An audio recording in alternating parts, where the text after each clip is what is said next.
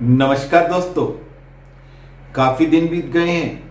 हम पार्ट 9 उपसंयोजक यौगिक पढ़ रहे थे और आपको अगली वीडियो नहीं मिल पाई। कुछ व्यस्तताएं थी और कुछ अनसोल्ड की वीडियो आपको दी गई। चलिए आज प्रारंभ करते हैं उपसंयोजक यौगिक पार्ट 9 कक्षा 12 में वीबीटी वैलेंसी बॉन्ड थ्योरी।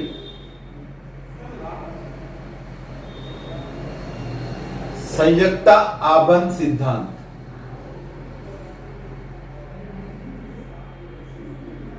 आबंध सिद्धांत। अगर हम बात करें आपसे इस सिद्धांत की, तो उपसंयोजक यौगिकों में जो उपसंयोजक बंध बनते हैं केंद्रीय धातु परमाणु के साथ, उनके लिए थ्योरी दी जाती है कि वे उपसंयोजक बंध किस प्रकार से बनते हैं।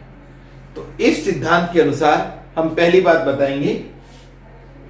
पहली शर्त इस सिद्धांत की यह है कि जो केंद्रीय धातु परमाणु होता है, केंद्रीय धातु परमाणु के बाह्य कोश में रिक्त डी ऑर्बिटलों की उपस्थिति होती है। क्या होती है? केंद्रीय धातु परमाणु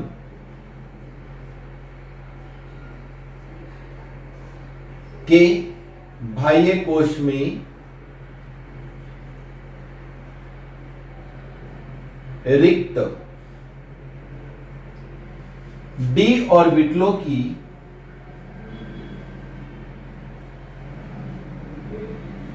उपस्थिति होती है।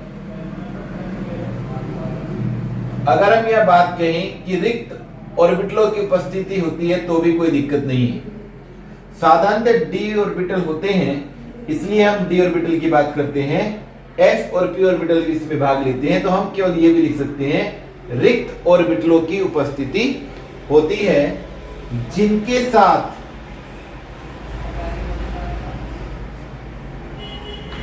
लिगेंड के इलेक्ट्रॉन युग्म उपसंयोजक बंध बनाते हैं।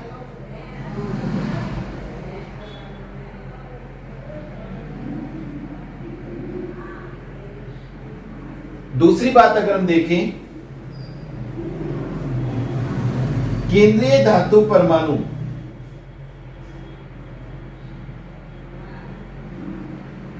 के रिक्त अर्धपूर्ण व पूर्ण उपकोश परस्पर संयोग करके यहां कह सकते हैं अतिव्यापित होकर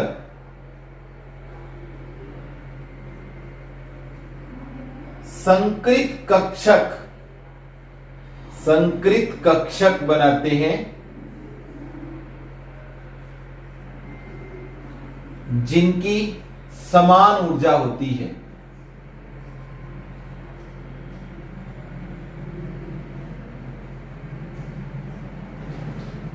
ये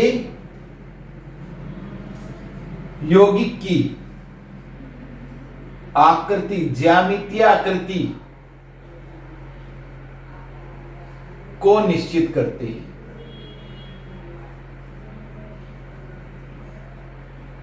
जो संकरण बनेगा यही। तीसरी बात, इन यौगिकों में sp3 sp3d2 sp3d3 या dsp2 dsp3 d2sp3 आदि संकरण होते हैं।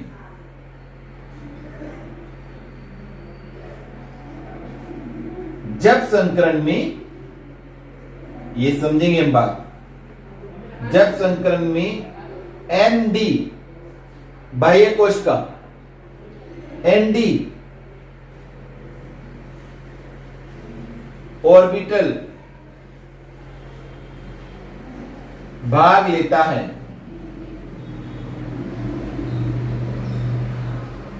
या हम कह सकते हैं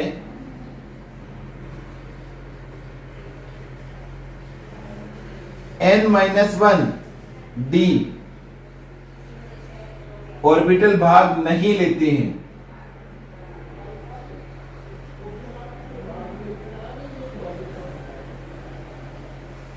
तो आउटर बाह्य कक्षक संकुल यौगिक बनते हैं।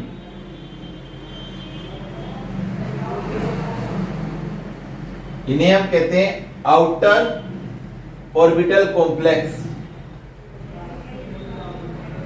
या इन्हें हम उच्च चक्रण संकुल यौगिक भी कहते हैं, हाई स्पिन कॉम्प्लेक्स भी कहते हैं, क्योंकि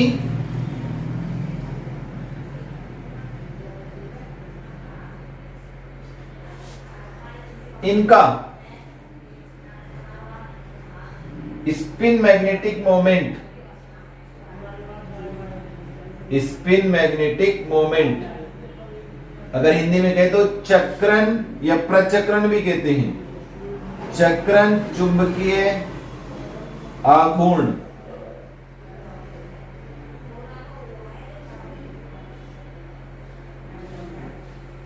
परिवर्तित नहीं होता है।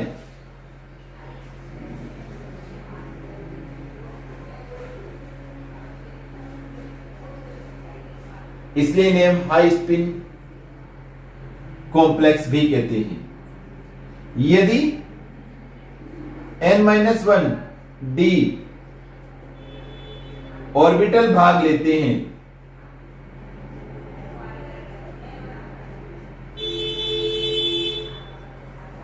तो हम इन्हें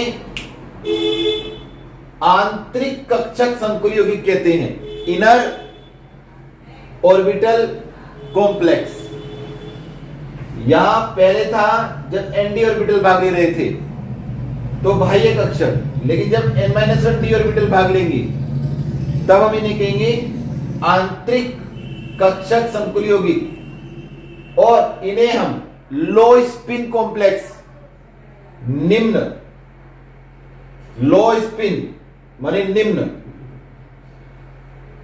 चक्रण कॉम्प्लेक्स माने संकुल यौगिक भी कहते हैं, क्योंकि इनका स्पिन मैग्नेटिक मोमेंट अर्थात चक्रण चुंबकीय आघूर्ण कम हो जाता है। तो इस प्रकार से ये तीन बातें हुई। और चौथी बात, केंद्रीय धातु परमाणु के पास हमेशा उपसंयोजन के लिए एक रिक्त कक्षक होगा, और लीगेंड के पास, ये नंबर नोट कर लेंगे आप 4 नंबर, और लीगेंड के पास एक ऐसा कोश होगा जिसमें युग्मित इलेक्ट्रॉन उपस्थित होंगे, लोन पेयर उपस्थित होगा। यह लोन पेयर ही रिक्त कक्षक के साथ अतिव्यापित होकर उपसंयोजक बंध बनाता है। तो ये 4 बातें हमारी वीबीटी में आती हैं। इस प्रकार से हम इसमें वीबीटी को शो करते हैं। ऐसे आपको इसके अनुप्रयोग दिखाते हैं जिसमें आपको समझ में आएगा कि कैसे वीबीटी का प्रयोग किया गया। 2 एग्जाम्पल हम आपको देते हैं। वीबीटी के अनुप्रयोग हम कह सकते हैं इसे वीबीटी के अनुप्रयोग। पहला एग्जाम्पल हम लेते हैं कोबाल्ट NH3 3 पॉजिटिव चार्ज। अगर इसका नाम लिखेंगे तो हेक्सा अमीन कोबाल्ट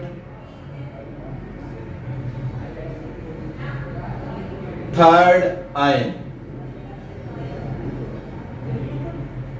इसमें हम देखते हैं जो कोबाल्ट है वो 3 ऑक्सीकरण संख्या देता है, अर्थात कोबाल्ट 3 पॉजिटिव है। तो अगर हम इसका इलेक्ट्रॉनिक विन्यास बनाते हैं तो 1s2 2s2 2p6 3s2 3p6 और 3d, यहां पे 4s के जो 2 इलेक्ट्रॉन हैं ये होता है हमारा कोबाल्ट 27। तो 3d में से एक इलेक्ट्रॉन निकल जाता है, 3d 6 रहता है, 4s 0 हो जाता है। तो 3d 6 और 4s 0 होगा तो स्थिति ये रहेगी d में हमारे 3d 1 2 3 4 5 1 2 3 4 5 और एक यहां, और यहां 4s भी खाली है और 4p भी खाली है। ये 4s और ये 4p। अब देखा यह जाता है कि इस यौगिक में जो संकरण है वो हमारे 6 उपसेचनिक बंध बना रहा है, तो 6 ऑर्बिटल का इसमें संकरण हमारा हो सकता है। एक हो सकता है sp3d2 और एक हो सकता है d2sp3। तो कैसे पता लगेगा हमें कि d2sp3 या sp3d2? वैसे तो ये सब जानकारी हमें CFT में होगी, फिर भी हम इसका जो चुंबकीय आघूर्ण है वो देखा जाता है कि इसका चुंबकीय आघूर्ण 0 है और इसमें एकमित इलेक्ट्रॉन नहीं है, एकमित इलेक्ट्रॉनों की संख्या नहीं है। तो एकमित इलेक्ट्रॉन नहीं है, सभी युग्मित इलेक्ट्रॉन है। इसका तात्पर्य यह है कि ये जो 4 एकमित इलेक्ट्रॉन हैं ये इस लिगेंड की प्रेजेंस में, जब ये लिगेंड उपसेचनिक बंध बनाने आएगा तो ये चारों युग्मित हो जाते हैं। कैसे हो जाते हैं? युग्मित। तो ये युग्मन हो जाता है और इसमें n-1 d के जो हमारे उपकोष है, आप देख रहे हैं n-1 d है। ये देखिए आपके चारों को हमने युग्मन कर दिया और ये हमारे रिक्त रह गए 4s और 4p। इनका हम अगर संकलन दिखाएं तो ये d2sp3 बन जाता है, 2 d के, 1 s का और 3 p के। और यहां पर ये हमारे अमोनिया के लोन पेयर आ जाते हैं। तो ये d2sp3 संकरण होता है अष्टफलकीय संरचना। और इस वाले, क्योंकि इसमें n-1 d प्रयोग हुआ है, इसे हम लो स्पिन कॉम्प्लेक्स कहते हैं।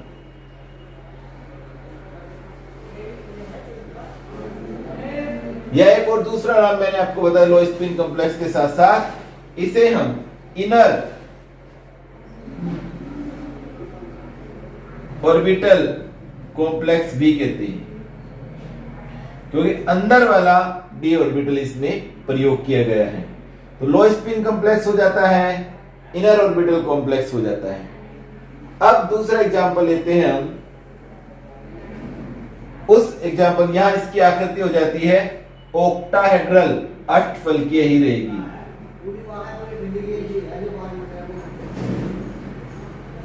और चुंबकीय व्यवहार, चूंकि कोई भी एकमित इलेक्ट्रॉन नहीं है तो यह चुंबकीय व्यवहार में प्रति चुंबकीय होगा।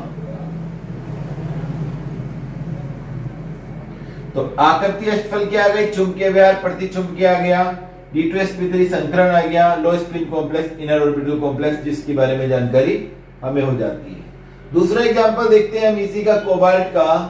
कोबाल्ट F6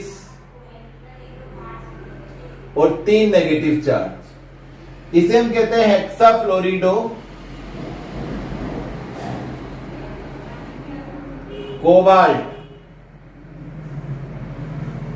और ये भी 3rd आयन है, अर्थात यहां भी कोबाल्ट +3 ऑक्सीडेशन नंबर में है।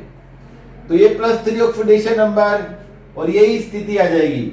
लेकिन इसमें देखा जाता है कि इसका जो चुंबकीय आघूर्ण है उसका मान है 4.8 MB, इसका मान प्रयोगों द्वारा सिद्ध किया जाता है।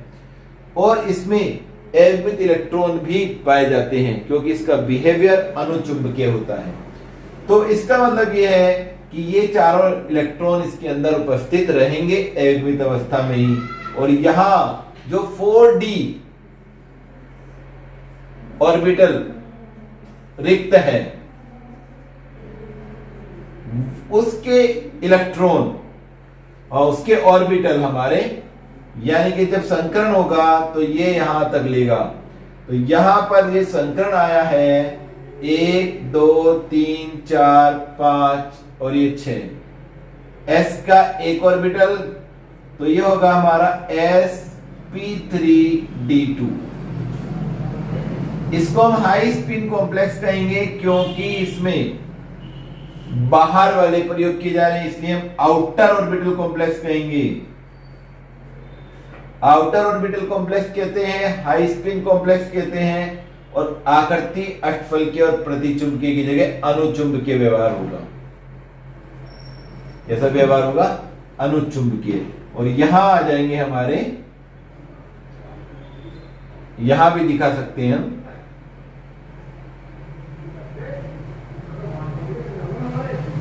फ्लोराइड के युग्मित इलेक्ट्रॉन या लोन पेयर्स जो उपसंयोजक बंध बनाएंगे। तो इसमें हमने देखा कि दोनों प्रकार के यौगिक में कोबाल्ट की ऑक्सीकरण संख्या +3 ही है, लेकिन एक लो स्पिन कॉम्प्लेक्स बनाता है, एक हाई स्पिन कॉम्प्लेक्स बनाता है। तो वीबीटी की अगर हम लिमिटेशंस देखें, वीबीटी इसीलिए ज्यादा पॉपुलर नहीं हुई, इसमें हमें यौगिक का संकरण पता लग जाता है, यौगिक की आकृति पता लग जाती है, यौगिक की समायोता पता लग जाती है, लेकिन हम यहां पर नहीं निकाल पाते हैं। तो यौगिक में एक ही धातु किसी लिगेंड के साथ लो स्पिन कॉम्प्लेक्स बना रहा है, किसी के साथ हाई स्पिन कॉम्प्लेक्स बना रहा है, इसके बारे में वीबीटी कोई जानकारी नहीं देती है। और ना ही वीबीटी हमें इस बात की भी जानकारी देती है कि इस यौगिक का रंगीन जो रंग आया है वह कहां से आया है।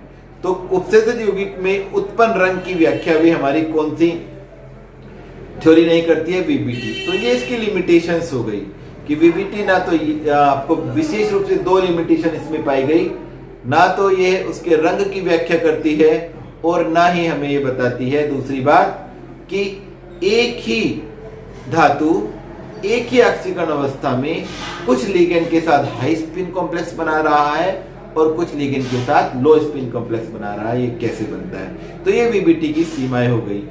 अब हम अगले लेक्चर में सीएफटी पढ़ेंगे, वहां हम ये समझेंगे किस प्रकार से ये जो लो स्पिन कॉम्प्लेक्स है और हाई स्पिन कॉम्प्लेक्स बन रहे हैं। घर पर रहिए, सुरक्षित रहिए, हमारा चैनल देखते रहिए और सब्सक्राइब करिए और अपने दोस्तों को बताइए।